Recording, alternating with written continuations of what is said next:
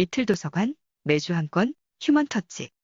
저는 일상에서 책과 다정하게 지냅니다. 사람과 세상과 더 다정하게 지내고 싶어서 책 맛보기를 합니다. 이번 책은 소설 밝은 밤입니다. 저자는 30대 최은영입니다. 저자는 2016년 첫 책을 펴내면서 다음과 같이 밝힌 바 있습니다. 자기 자신이라는 이유만으로 멸시와 혐오의 대상이 되는 사람들 쪽에서 세상과 사람을 바라보는 작가가 되고 싶다. 저자는 멸시와 혐오의 대상이 되는 사람들을 따로 규정하고 있습니다. 저자가 규정하는 멸시와 혐오의 대상에 포착된 사람이 백점이었을까요? 이번 소설은 백점 집안의 후손, 그것도 딸로 이어지는 모계 쪽 가족 이야기를 다루고 있습니다. 저자는 어쩌면 일제강점기부터 현재에 이르기까지 우리나라 여성의 순환사를 그리고 싶은 포부를 가졌던 게 아닐까 싶습니다. 그 기간은 일본이 세계대전을 주도하고 있었고 해방 후 우리나라에 내전이 있었으니 전쟁은 여성에게 고통스러운 삶을 가중시켰을 것입니다. 전쟁터는 약육강식이 적나라하게 판치는 짐승의 세계입니다. 그 현장에 직접 투입되는 남성도 힘들 테지만 저자는 여성이 당한 고난에 더 주목합니다. 그 이유는 다음과 같은 인터뷰 기사로 짐작할 수 있습니다. 세상에는 여성의 목소리가 너무나 부족해요. 여성의 이야기와 여성의 목소리가 더 필요하다는 생각을 하며 의식적으로 소설을 쓰고 있어요. 1930년대 말 일본은 위안부 모집에 총력을 기울였습니다. 당시의 모습을 소설은 다음과 같이 적고 있습니다. 집에 가니 일본 군인과 동네 아저씨가 그녀를 기다리고 있었다. 동네 아저씨가 웃으며 그녀에게 말했다. 일본 사람들이 운영하는 공장에 취직을 시켜주겠다고. 가면 돈도 많이 벌고 그 돈으로 호강하며 살 수 있으니 얼마나 고마운 일이냐고 했다. 며칠 후 군인들이 마을에 찾아와 트럭 짐칸에 동네 여자아이들을 가득 태우고 떠났다. 여기서의 그녀가 바로 백정의 딸 이정선입니다.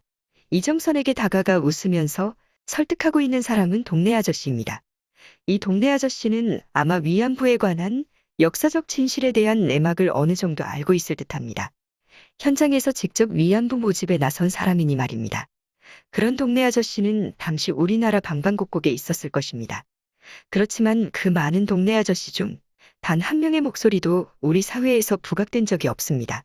일본과 한국이 위안부 문제를 두고 옥신각신해도 영화와 소설이 만들어져도 그 진실 여부에 대해 가타부타 언급한 동네 아저씨는 나타나지 않았습니다. 당시 실적 올리기에 열을 냈을 법한 그 동네 아저씨는 친일파로 수모를 겪었는지 궁금해집니다. 일제강점기에 그 동네 아저씨는 강자였을까요? 약자였을까요? 친일을 하지 않고서 일제강점기를 통과한 조선 사람은 아마 드물었을 듯 싶습니다. 동네 아저씨는 식민지 나라에서 살아가는 자신도 살고 가족도 먹여 살리기 위해 위안부 모집에 앞장섰던 게 아닐까 싶습니다. 17세 백정의 딸 이정선이 위안부 모집망에서 벗어날 수 있도록 도움을 준 사람은 19세 박희수입니다. 박희수의 아버지는 목수였고 할아버지는 옹기장이었습니다. 그들은 박해받았던 천주교 신자의 후손입니다. 아들 박희수가 혼인하고 싶다는 상대가 백정의 딸인 것을 알게 되자 아버지는 방안에 화로를 엎습니다.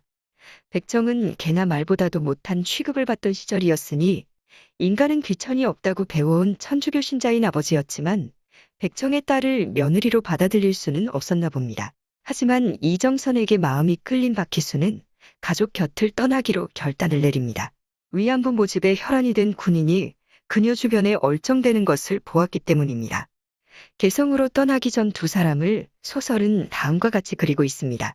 그녀는 키가 크고 어깨가 넓었다. 바람을 가르며 넓은 보폭으로 걸어가는 모습에 그는 눈길을 빼앗겼다. 어쩐지 그저 슬프기만 했다. 그녀에게는 자신이 위협적인 사람일 뿐이라는 생각 때문이었다. 그래, 나는 저 애를 알고 있었어. 그는 생각했고 그녀에게 말하고 싶었다. 같이 열차를 타자. 열차를 타고 우리 오래도록 이야기하자. 군인이 데려가든 말든 그건 내 사정인데 왜 당신이 나를 돕고자 하느냐고. 가고 말고는 너가 정하라오. 군인들이 널 데려가면 내 견딜 수 없을 것 같아서 이러는 기야. 개성에서도 이정선은 여전히 백정의 딸이라는 좋은 글씨를 달고 살아야 했습니다. 세례명이 바오로인 박희수는 이정선을 성당에 데려갑니다. 신심이 깊은 바오로가 세례도 받지 않은 여자에게 미쳐서 부모와 고향을 등졌다는 이야기가 이미 성당에 퍼져 있었습니다.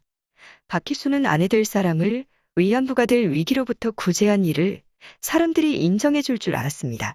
양인인 자신과 결혼도 했으니 개성살이는 평탄할 것이라고도 여겼습니다. 하지만 세상은 호락호락하지 않았습니다. 희수는 백정의 딸이라는 이유로 따돌림을 당하는 이정선의 고통에 관심을 끊기 시작합니다. 아마 그 자신도 생계를 도모해야 하는 객지살이가 벅찼을 것입니다. 그 스트레스를 이정선을 향해 풀었을 것이고 또 그런 자기 자신이 마음에 들지 않았을 것입니다. 군인에게 잡혀가는 것을 두고만 볼 수 없었던 예전의 박희수가 아닌 다른 사람이 된 듯 변하고 말았습니다. 나는 너를 돕기 위해 모든 걸 버렸는데 왜 그만큼의 대접을 안 해주고 내 기분을 맞춰주지 않는 거지? 그는 의아했고 아내에게 속은 기분이 들었다. 자신이 잃은 그만큼을 아내는 보상해야 했다. 그런데 아내는 자신의 기대를 이해하지 못하는 것 같았다. 적어도 감사하는 마음은 보여야 하는 거 아닌가? 무슨 여자가 저렇게 뻣뻣하지?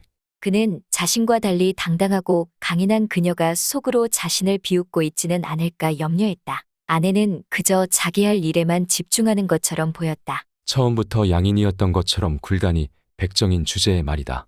머리로는 그렇게 생각하면 안 된다는 걸 알면서도 어쩔 수 없이 그는 아내를 그렇게 바라봤다. 그렇지만 아내에 대한 애정이 없었던 건 아니었다. 박희수는 향수병에 시달리기도 합니다. 부모님도 친구들도 보고팠습니다. 마당 있는 고향집이 그리워서 잠을 설치기 일쑤였습니다.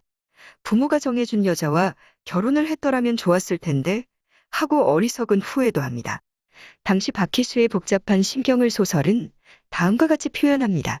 그는 순교자 이야기를 들으며 자란 사람이었다. 가진 모든 것을 목숨까지도 버려 천주에 대한 사랑을 지키려 했던 그들의 이야기에 감화를 받았다. 그는 이정선을 알게 되면서 그녀가 사는 모습을 보고서 그녀를 위해 모든 것을 버릴 준비를 했다. 너를 구하기 위해 내 인생을 희생하겠다는 마음이었다. 그 결과로 그는 평생을 억울함과 우러와 죄책감을 안고 살아야 했다. 자기가 그렇게 대단한 사람이 아니라는 걸 부모를 떠날 때만 해도 몰랐다. 아니, 그는 평생 동안 몰랐다. 자기가 얼마나 작은 손해에 예민하고 속이 좁은 사람인지. 자신은 부모를 떠날 만큼 용기가 있다고 생각했지만 그건 그저 충동일 뿐이었다. 떠나고 싶은 충동. 그는 그가 누릴 수 있는 인생을 그녀가 빼앗았다고 생각하기에 이른다. 백정의 딸을 위기로부터 구해낸 박희수의 기사도 정신이 빛을 발하기에는 당시의 세상이 너무 팍팍했는지도 모릅니다. 박희수의 주저앉은 마음을 이정선은 소롯이 떠안아야 했습니다. 박희수가 최악일 적마다 이정선은 위안부가 될 운명이었던 자신을 구해준 은혜를 떠올려야 했습니다. 백정의 딸로서 개성 사람들의 시선을 감당해내기도 벅찬데 말입니다. 그런 19세 이정선에게 18세인 세비 아주머니가 나타나 서로 친구가 됩니다. 오랫동안 굶다시피 살다가 찾아온 세비 아주머니에게 이정선은 정성껏 밥을 해줍니다. 백정의 딸인 이정선이 해준 밥을 먹고 맛있다고 말해준 사람은 세비 아주머니가 처음이었습니다. 그때부터 백정의 딸 이정선에게 세비 아주머니는 각별한 사람이 됩니다. 두 사람의 우정은 서로에게 밥을 먹여 서로의 목숨을 살리면서 평생토록 돈독해집니다. 19세 이정선이 딸 박영옥을 낳을 때 출혈이 심해서 사경을 헤맵니다. 그때 세비 아주머니는 친구를 살려만 주신다면 하늘 아래 부끄러울 것 없는 사람으로 살겠다고 하늘에 빌었습니다. 세비 아주머니가 해준 쌀밥을 꼭꼭 씹어 그 물을 삼키고 밥은 뱉어냅니다. 그 다음 미음을 먹고 죽을 먹으면서 이정선은 조금씩 기운을 차리기 시작합니다. 기도와 밥심으로 살아 돌아온 이정선은 그제야 자신이 낳은 딸을 들여다보며 다음과 같은 마음이 됩니다. 붉은 얼굴에 작고 작은 몸, 그 조그만 것이 살아갈 세상을 생각하니 가슴이 콱 막히고 눈물이 돌았다. 막막했다. 박희수는 이정선이 죽을 고비를 넘기며 낳은 자식이 딸이라는 사실을 알고 실망이 컸습니다. 여자가 아들을 낳지 못하면 남편이 밖에서 아들을 낳아도 묵인하던 시절이었습니다. 하지만 박희수는 그렇게 하지 않았습니다. 그렇지만 박희수는 딸 박영옥이 20살이 되자 북한의 처자가 있는 길람선과 결혼을 시킵니다. 그가 개성 사람이었고 가족을 찾지 못했다는 점에서 동병상련을 느꼈기 때문일까요? 백정 딸의 딸인 박영옥이 온전한 결혼을 할 수 없다는 생각이 들었기 때문이었을까요? 박희수는 양인인 자신과 결혼한 이정선을 세상 사람들이 양인으로 대우해주지 않았다는 기억을 잊을 수가 없었을 것입니다. 그러니 백정의 핏줄을 이어받은 딸 박용옥이 평탄한 가정을 이룰 수 없을 것이라는 패배의식을 가졌는지도 모릅니다. 박희수 자신의 딸 박용옥을 처자 있는 길람선과 인연을 맺어준 것은 딸에 대한 박희수식 애정이었는지 아니면 자신을 도외시하고 모녀끼리만 친밀하여 그에 대한 반감이었는지는 알 수가 없습니다. 길람선이 처자가 있는 사람이었다는 사실, 박희수가 그 사실을 이미 알고 있었다는 사실, 그 모두는 이정선과 박용옥 모녀에게는 마른 하늘의 날벼락이었습니다. 박용옥은 아버지를 향해 다음과 같이 소리 지릅니다.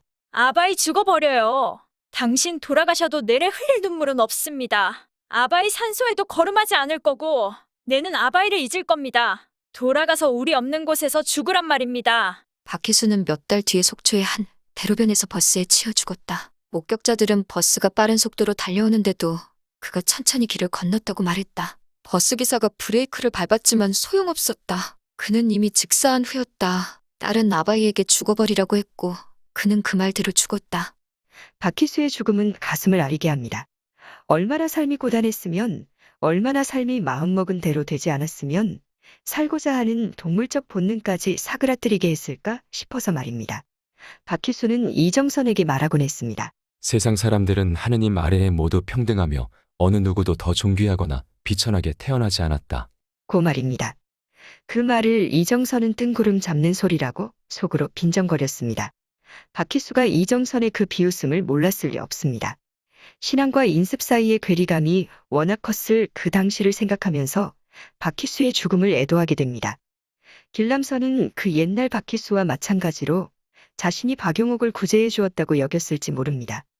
길람선은 박용옥이 딸을 낳은 직후 한 점 미련 없이 본래의 가족한테로 당당하게 돌아갑니다.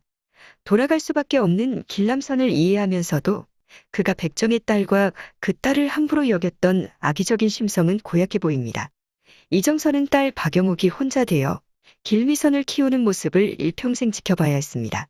그뿐만 아니라 소녀 길미선이 친구와 선생님으로부터 멸시를 당하고 그 모멸감을 엄마 박용옥에게 들키지 않으려고 애쓰는 모습도 가슴 아려가며 바라봐야 했습니다.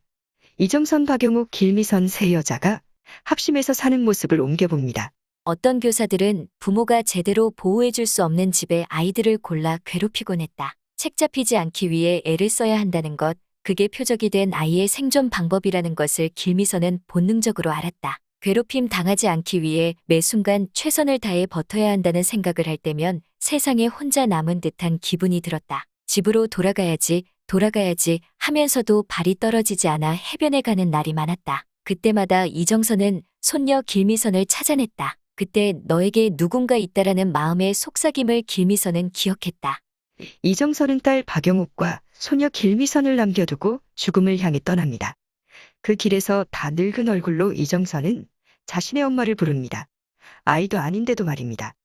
그녀에게 결혼은 어쩌면 엄마 하고 부르고 싶은 마음을 모른 척 접어두고 살아야 하는 것이었는지도 모릅니다. 자식을 키워야 하는 엄마가 아이마냥 힘들다고 엄마를 찾아 어리광을 피울 수는 없으니 말입니다. 엄마가 엄마를 찾으면 오로지 엄마를 의지하는 자식은 엄마를 잃게 되는 거나 마찬가지이니 말입니다. 죽음의 문턱에서야 비로소 이정선은 엄마 이름을 부르며 엄마에게 포근히 안기듯 죽음에 이르게 됩니다. 그보다 더 복된 죽음이 있을까 싶어집니다. 세상에서 가장 무거운 죄가 있다면 그건 여자로 태어나고 여자로 산다는 것이었다. 죽음에 이르렀어야 그녀는 17살의 자신으로 돌아갔다. 일평생 입 다물고 죽은 듯이 살았던 17의 그녀가 마지막 나날에야 자유로워졌다. 병실 침대에 누워서 방긋 웃던 그녀는 어마이 왔어? 말하며 두 팔을 쭉 내밀었다. 박희수에게도 이정선에게도 어쩌면 죽음은 고단한 삶을 마감하는 구원이 되었을 듯합니다. 1939년생 박용옥은 20세가 되던 해에 27세인 길람선과 결혼을 합니다. 길람선은 17세 때 북한에서 이미 결혼을 한 사람이었습니다. 박용옥은 자신이 딸로 태어난 것이 죄송스러워서 아버지가 원했던 사람과 결혼을 한 것입니다. 아들을 원했던 아버지에게 조금이라도 잘 보이고 싶은 딸이 되고 싶어서 말입니다. 그 아버지는 피난 가는 길에 가장 좋은 잠자리를 차지하고서 어린 자신에게 양보할 줄 몰랐고 외투를 입고 있었던 아버지가 추워서 떨고 있는 자신을 챙겨주지도 않았는데 말입니다. 박희수, 이정선, 박영욱 세 식구가 개성을 버리고 고생을 무릅쓰고 남쪽으로 피난길을 나선 것은 충분히 이해할 수 있었습니다. 소설을 읽으면 당시 북한이 무시무시한 땅이었다는 사실을 능히 상상할 수 있게 됩니다. 세 사람은 사상범이 아니라는 걸 증명하기 위해 박희수가 일하던 방앗간 주인 아저씨가 총살당하는 장면을 태연하게 목격해야 했습니다. 그 방앗간은 위안부 모집을 피해 고향을 떠나 개성의 자리를 잡고자 했던 박희수 가족에게 일자리를 제공해 온 식구들을 먹여 살린 곳입니다. 고향에서 굶주리다가 찾아온 세빈의 가족을 위해 인절미를 얻어올 수 있었던 곳이기도 했습니다. 그 주인 아저씨와 마을 주민들이 총살당하는 장면을 인용합니다. 언제나 대단해 보이던 주인 아저씨가 포박된 채로 자신을 바라보던 그 순간을 박영욱은 잊지 못했다. 주인 아저씨는 그 다음날 박영욱이 다니던 초등학교 운동장에서 총살됐다. 인근 주민들은 자신이 사상범이 아니라는 것을 증명하기 위해 아이들까지 데리고 운동장에 가야 했다. 박희수와 이정선도 12살짜리 딸 영옥과 함께 그 무리에 끼어 있었다. 왜 그런 광경을 아이들에게까지 보였는지 모를 일이라고 박영욱은 말했다. 박영욱은 한 사람에게 총을 여러 번씩 쏘는 장면을 무기력하게 바라봐야만 했다. 소리를 지르거나 눈물을 흘려서는 안 됐으므로 감정 없는 사람을 연기하는 나무처럼 서 있었다. 더운 날이었지만 식은땀이 흐르고 추웠다. 모두 10명이 총살되는 것을 끝까지 보고 나서야 운동장에서 빠져나올 수 있었다. 집으로 돌아가는 길에 이정선은 앞만 보면서 걸었다. 감정적인 동요가 위험한 일이라는 것을 12살 박영욱도 알고 있었다. 박영욱은 누군가 지켜보고 있으리라는 생각에 아무렇지도 않은 척을 하려 했었다. 이정선은 집으로 돌아와 방문을 닫은 뒤에도 그저 정신을 차려야 한다. 정신을 똑똑히 차려야 죽지 않는다는 말만 반복했다. 그때 죽은 사람이 그 10명만은 아니었다. 세 사람은 죽음으로 서로 헤어질 때까지 그날의 일을 입에 올리지 않았다. 그리고 셋 다 각자의 방식으로 조금씩 부서졌다. 겉으로 보아 가장 달라진 사람은 이정선이었다. 이정선은 전쟁이 끝나고 나서도 약이 없이는 밤에 잠을 자지 못했다. 사람을 쉽게 의심했고 자신이 언제든지 아무렇게나 처리될 수 있다는 생각에 시달렸다. 그 마음을 누구도 고쳐주지 못했다. 피난을 내려온 박영욱은 아버지 박희수가 소개한 길람선과 신혼살림을 시작합니다. 노처녀가 되고 싶지 않아서 남들 보기에 정상적으로 살고 싶어서도 그 이유일 수 있습니다. 그렇지만 이정선은 사위가 탐탁지 않았습니다. 그 이유를 딸이 묻자 다음과 같이 답해줍니다. 같이 밥 먹을 때 보라이. 생선이든 고기든 가장 큰 살코기를 제일 먼저 집어가는 길을 영옥 너가 귀하면 기렇게 하갔어? 남자들이 다 기렇지 않아. 하지만 길람선에 대한 집 밖에서의 평판은 달랐습니다. 옮겨봅니다. 남선은 평판이 좋은 사람이었다. 시장에서도 동네에서도 마음씨 좋고 예의 바른 사람으로 정평이 나 있었다. 그는 그런 사람이었다. 술자리에서 앞장서 술값을 내는 사람, 그리고 그 모든 지출을 아내의 돈으로 하는 사람. 이정선의 말이 맞았다. 그는 여러모로 박희수를 닮은 사람이었다. 6.25 피난길에서 만난 명숙 할머니께 배운 바느질은 남편을 대신해 기대와 사랑을 채우는 신비한 힘이 있었습니다. 그렇지만 일에 대한 몰두는 사람의 사랑으로 채워지는 것과는 비견될 수가 없었습니다. 20대 초반의 박영욱은 얼마나 사람의 사랑을 받고 싶었는지 명숙 할머니가 보낸 편지에 답장을 하지 못할 정도였습니다. 아버지와 남편의 사랑을 받지 못한 박영욱의 아픔에 동감하게 되는 구절은 다음과 같습니다. 명숙 할머니가 보내오는 편지에 박영욱은 답을 하지 않았다. 편지에서 묻어나오는 명숙 할머니의 애정이 박영욱은 버거웠다. 명숙 할머니의 편지를 읽다 보면 결국 자신이 누군가에서 사랑받고 싶어하는 사람이라는 것을 알게 됐으니까. 그것도 아주 간절하고 절실하게 사랑받고 싶어하는 사람이라는 것을 인정하게 됐으니까. 남편의 모진 말들은 얼마든지 견딜 수가 있었다. 하지만 명숙 할머니의 편지를 읽으면 늘 마음이 아팠다. 명숙 할머니의 사랑은 박영욱을 울게 했다. 모욕이나 상처조차도 건드리지 못한 마음을 건드렸다. 그 다음 해 봄이 될 무렵 박영욱은 자신의 임신 사실을 알게 됐다. 1959년 9월 15시간의 진통 끝에 길미선이 태어나게 됩니다. 바느질 기술은 장차 홀로 된 박영욱이 딸을 키우고 살 수 있는 미천이 됩니다. 뿐만 아니라 바늘을 잡고 있는 동안은 기막힌 자신의 처지와 절절한 외로움에서 노연하게도 됩니다. 옷수선이나 새 옷을 짓는 외에 박용옥의 취미생활은 추리소설 읽기였습니다. 혼자 딸을 키우면서 그 적적함을 추리소설 읽기로 메웠을 듯합니다. 잠이 부족할 정도로 기갈이 든 사람처럼 읽었다고 하니 말입니다. 남편 없이 아빠 없이 살아가는 모습은 평범한 가족의 이미지에서 벗어나므로 세상의 따가운 시선을 피할 길은 없었습니다. 그렇게 자라온 길미선은 오로지 평범만이 살 길이라는 심정으로 결혼을 하고 가정을 꾸려갑니다. 평범하게 살아가려고 안간힘을 쓰는 엄마 길미선이 딸의 눈에 다음과 같이 비칩니다. 엄마는 평범하게 사는 것이 제일 좋은 삶이라고 습관적으로 말했었다. 아빠와의 결혼으로 자신도 평범한 가족을 꾸리게 되어서 좋았다고 이야기했었다. 나는 머릿속에 동그라미 하나를 그리고 그 안에 평범이라는 단어를 적었다. 다른 사람들과 다르지 않은 삶, 두드러지지 않은 삶, 눈에 띄지 않는 삶, 그래서 어떤 이야깃거리도 되지 않고 평가나 단죄를 받지 않고 따돌림을 당하지 않아도 되는 삶. 그 동그라미가 아무리 좁고 괴롭더라도 그곳에서 벗어나서는 안 된다는 것이 엄마의 믿음이었는지도 모르겠다. 평범함이 부서질까봐 노심초사 전전긍긍하며 사는 것이 길미선의 삶이었습니다. 아들 셋인 집의 장손과 결혼한 길미선은 명절에 친정에 가지 않는 것은 당연했습니다. 급기야 딸 이지연은 엄마를 향해 투사처럼 쏘아붙입니다. 딸은 아버지를 아버지라 하지 않고 남자라고 칭합니다. 그 부분을 옮겨봅니다. 엄마는 남자와 그 가족으로부터 착취당하기만 한 거 아니었나? 자기 엄마를 보러 갈 시간조차 허락받지 못할 만큼의 착취. 그렇게 말한 딸 이지연은 32세에 이혼을 합니다. 평범한 삶을 원하는 엄마 길미선에게 딸 이지연의 이혼은 도저히 일어나서는 안 될 일이었습니다. 길미선은 이혼한 딸이 아무 일 없었다는 듯이 재결합하여 다시 평범한 가정으로 돌아가길 원했습니다. 길미선은 이지연이 10살 때 이혼 위기에 봉착했던 적이 있었습니다. 엄마 박용옥에게 딸 이지연을 맡기고 열흘 동안 이혼을 할 것인가 말 것인가 결단을 내리는 시간을 갖습니다. 마음의 방황을 끝낸 후 길미선은 이지연을 데리고 다시 남편이 있는 집으로 돌아갑니다. 그 후 22년 동안 이지연은 단 한 번도 할머니를 만날 수 없었습니다.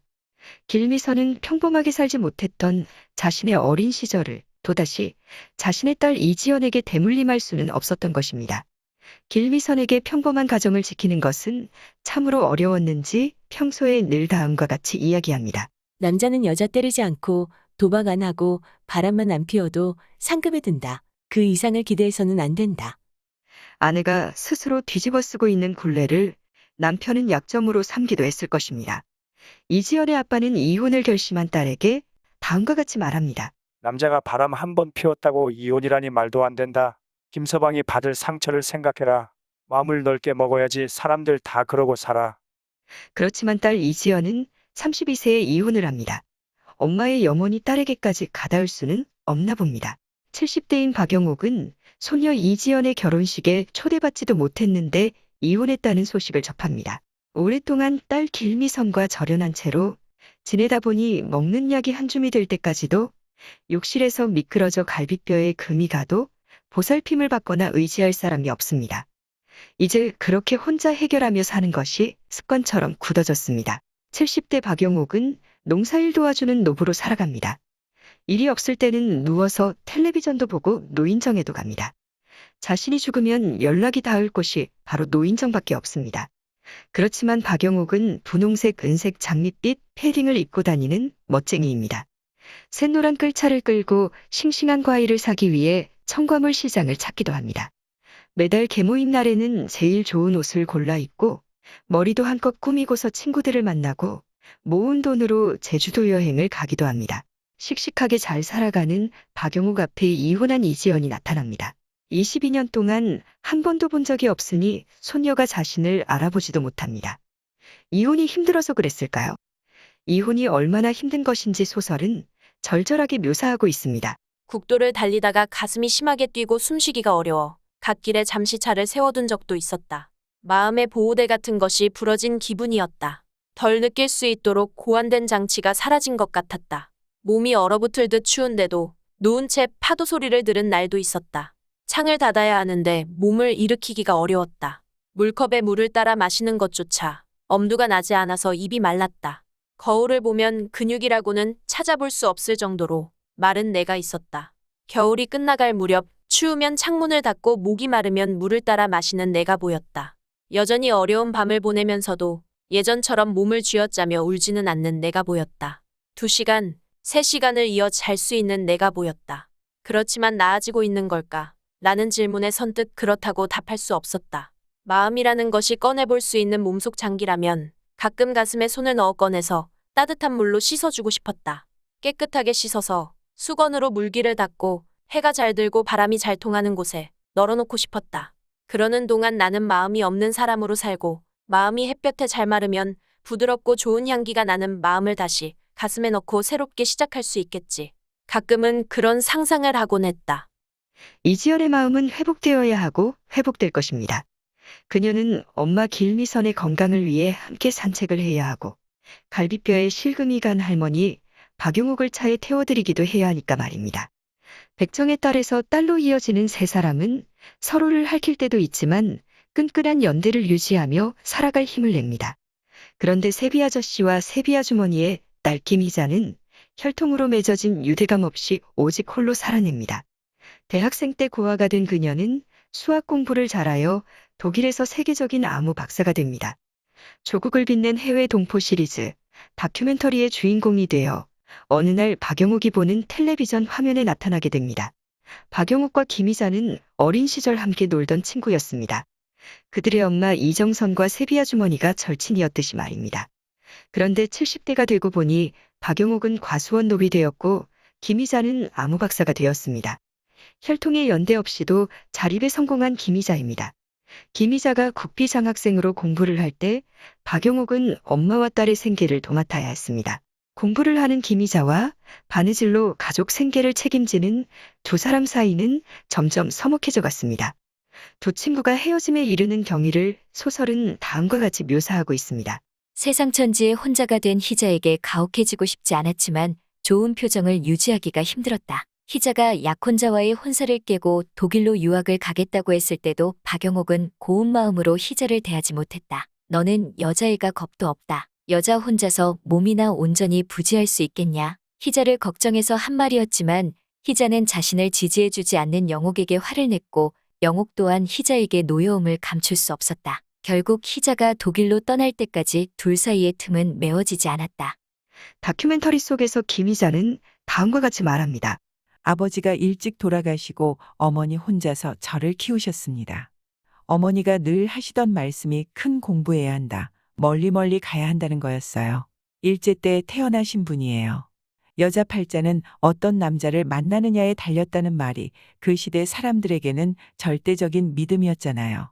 그런 의미에서 저희 어머니는 이단이셨다고 저는 그렇게 생각합니다. 어머니는 자기 신념이 강했고 약한 모습을 보이기 싫어하는 사람이었어요.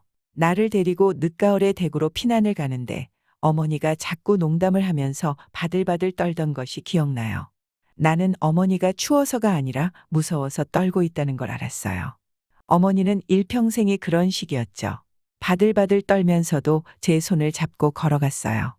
어머니는 내가 살면서 가장 사랑한 사람이었어요. 무서워서 떨면서도 발걸음을 옮기는 사람. 나는 어머니를 닮고 싶었어요. 박영옥은 딸 길미선이 있고 소녀 이지연이 있습니다. 셋은 의기투합해 맛있는 것도 함께 먹으러 갈 수 있고 여행도 갈 수 있습니다. 아프면 서로 연락해서 투정도 부리고 어리광도 피울 수 있습니다. 그에 반해 50년이 넘도록 독일에서 홀로 살고 있는 김희자는 혈통의 연대감을 누릴 수가 없습니다. 오로지 그녀에게는 일터독일 대학만이 있습니다. 박영옥과 김희자 두 사람 모두 자신이 있는 자리와 가진 것들을 누릴 수 있을 때까지 실컷 누리면서 살면 되리라 싶습니다. 항상 약자의 목소리를 대변하는 편에서 글을 쓰고 싶다고 공표했던 저자는 과연 박영옥과 김희자 중에 누구를 더 약자라고 할지 궁금해집니다. 전 남편과 이지연 중에 누가 강자고 누가 약자일까요?